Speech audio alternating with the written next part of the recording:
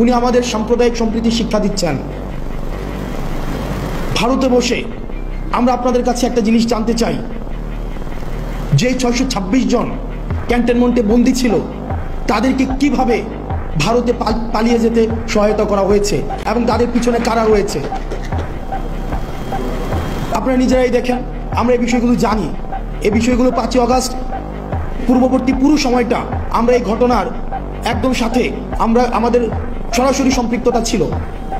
Mid রেঞ্জের যে অফিসারগুলো ছিল এবং সৈনিকরা ছিল, কোর্ট মার্শালকে সামনে রেখে জেনারেলের বিরুদ্ধে গিয়ে তারা ছাত্র জনতার পক্ষে রাস্তায় নেমে এসেছিল।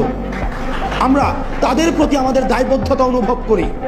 ইউনিফর্ম পরা যে অফিসাররা রয়েছে, যে সৈনিকরা রয়েছে, আমরা আপনাদের প্রতি দায়বদ্ধতা অনুভব করি।